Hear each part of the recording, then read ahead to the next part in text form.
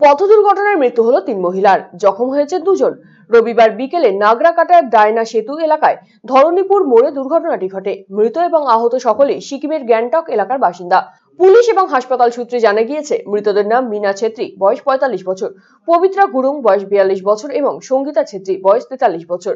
রবিবার একটি ছোট গাড়িতে চেপে 5 জন গ্যাংটকের তাদং থেকে বীরপাড়ায় যাচ্ছিলেন। তাদের এক আত্মীয়ের সম্প্রতি মৃত্যু হয়। মৃত ওই আত্মীয়ের অন্ত্যেষ্টি ক্রিয়ার পর তাদের বাড়িতে প্রথা মেনে সামগ্রী পৌঁছে দিতে যাচ্ছিলেন তারা, কিন্তু রাস্তায় নিয়ন্ত্রণ হারিয়ে উল্টে যায় তাদের গাড়ি। ঘটনাস্থলে মৃত্যু হয় 3 জনের। দুর্ঘটনায় 2 জন জখম হন। আহতরা বর্তমানে শুল্কাপাড়া এবং মালবাজার সুপার স্পেশালিটি হাসপাতালে চিকিৎসাধীন। আহতদের নাম ভানু ভক্ত যোগী, বয়স 50 বছর এবং সচিন কার্কি। ভানু যোগী দুর্ঘটনাগ্রস্ত গাড়ি চালক, মৃত ময়না ছেত্রী তার স্ত্রী। হতাহতদের প্রত্যেকেই একে অপরের আত্মীয়। নাগরাকাটা ধরণীপুর চা বাগানের সামনে 17 নম্বর জাতীয় সড়ক নিয়ন্ত্রণ হারিয়ে গাড়িটি উল্টে রাস্তার পাশে থাকা ড্রেনে পড়ে যায়। দুমড়ে মুচড়ে যায় গাড়িটি। স্থানীয়রা এবং পরে পুলিশ এসে মৃত ও আহতদের উদ্ধার করে হাসপাতালে পাঠায়।